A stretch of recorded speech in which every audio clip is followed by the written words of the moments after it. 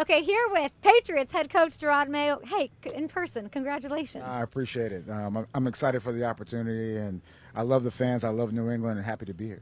Training camp. I'd like to know, out of all the memories that you have of this field behind us, where does your head go? What is the one that sticks out the most as a player?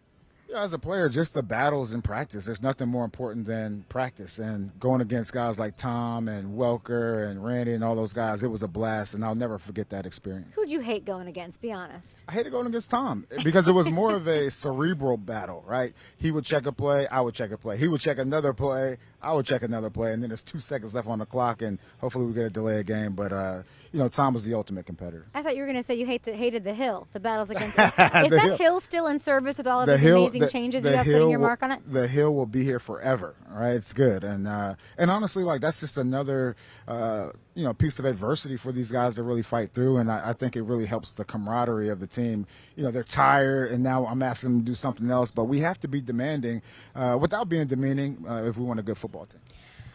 I have a million things I could ask you, but I need to know about the Players Lounge. I can't get any info on this. What is in there? What happens? I can't get access. Nobody will squeal. You know what I noticed as far as the transition over the last few years, especially with the explosion of social media. I just did the TikTok for you. No, we just had Coach Mayo TikTok, and we love it. And so with the explosion of social media, the guys would have a break, and they would just go into their locker and get on their phone, just scroll all the time. And I came up in a place where we would play golf in the locker room. You probably saw us doing this, playing trashkaball. Or losing to Tom Brady and exactly. ping pong, sure. Exactly. So all those things, we had a closer team, and the reason for the lounge was just to give those guys an opportunity to go in there and compete and have fun and not want to leave the building right when the last meeting strikes.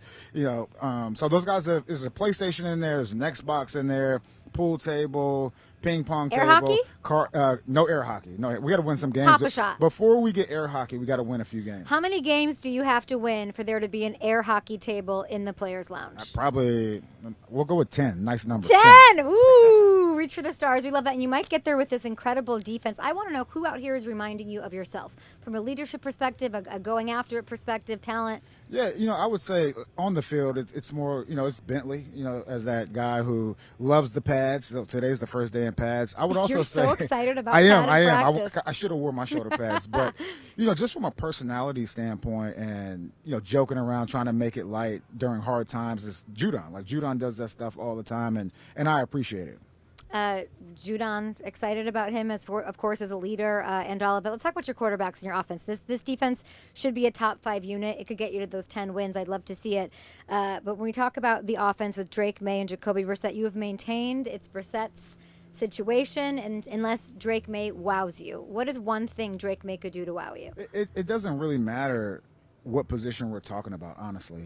It's about competition. If we want to stick on the quarterback side, look, Jacoby has a very good understanding of this offense, but he understands that all of the quarterbacks will have an equal opportunity to go out there and show what they can do.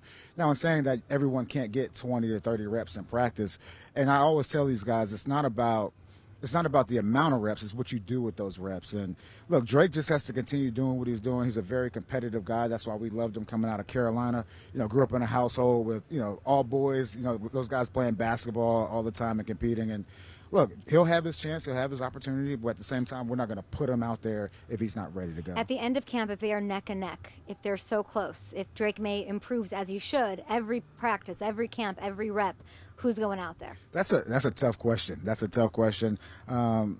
think at that point you have to go with NFL experience, and you have to go with Jacoby in that instance. I keep hearing you say pro ready. Every press conference, everything, that Jacoby Brissett's pro ready. What does that mean to you outside of just experience in-game action, which Drake Maye can't get until you roll him out there? Yeah, there are things like out here on the field, you can script everything. You have a controlled environment. When I talk about pro ready, it's the off-schedule type of plays. It's being able to pull the nose up on the plane as it's going down. Just those things are what I think about when I say pro ready, and just the way they approach the game. Obviously, Jacoby has experience, but Drake is also approaching the game the right way, but we'll just have to see.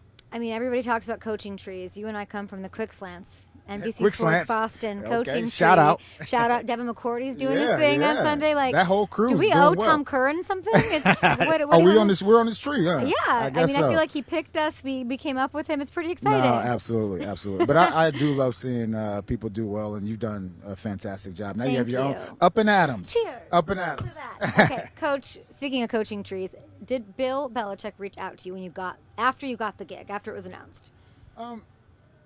So that's a tough question. We haven't had a lot of communication since I've been here, and honestly, for me, my focus is the players. It's all about the players, and I learned a lot from Bill. I honestly did, X's and O's, and also structure and practice and things like that. But like I said, it's a different time. It's a different era, and hopefully we can have that same success. I do want to get this right, though, because I worked up here. I was here every day, and it's a tough camp. It's Belichick. It's this next generation.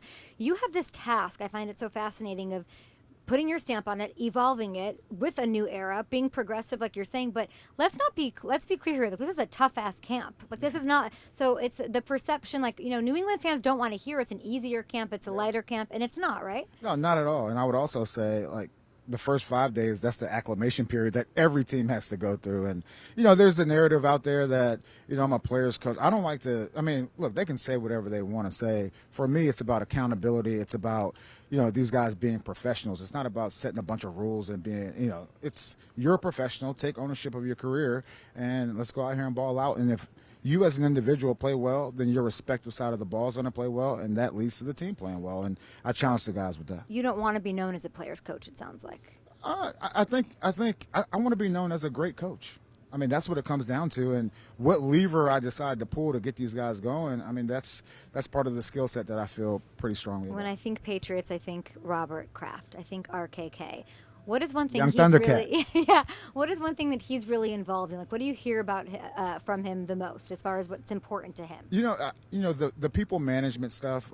He's been a tremendous help along with Jonathan. They've been a tremendous help in that regards. And in saying that, they understand that the experts are downstairs, so they're not talking to us about X's and O's. They're not talking to the scouting department about who's good, who's not. But they offer support while at the same time letting us do our job. In one sentence, what is the identity of this offense? The defense, I think I've got sort of figured out. Offensively, what is you have this our team? defense figured out? I I figured doubt it. out, I doubt it because but it changes all the time. They're going to be great. Oh, really? Oh, see? We change every week. We're a game plan team. What's Van Pelt got? Look, what I will say is, I said this in front of the entire team yesterday. We are going to run the ball.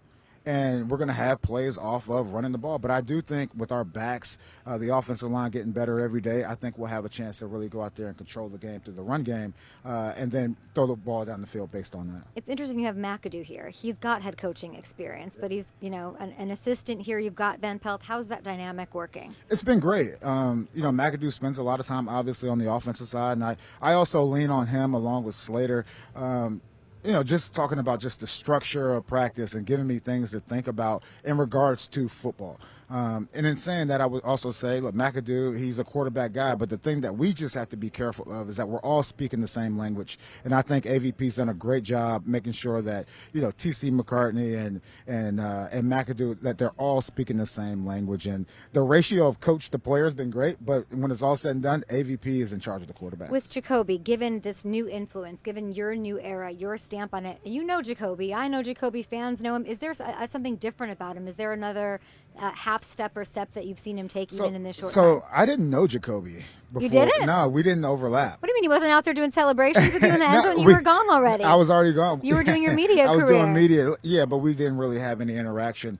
It was more, I asked a bunch of people like how he was as a person, and I couldn't find one person to say anything bad about him, so I'm happy to have him here. He won't even stay in the seat. This man is so excited for these guys to put pads on and go kick each other's asses Absolutely. out there. That's the plan. Enjoy. You said you don't even know anything about them until they go out there and do that. That's right. That's right. That's real football. We appreciate it. Thank you, Coach. Good luck. Thank you.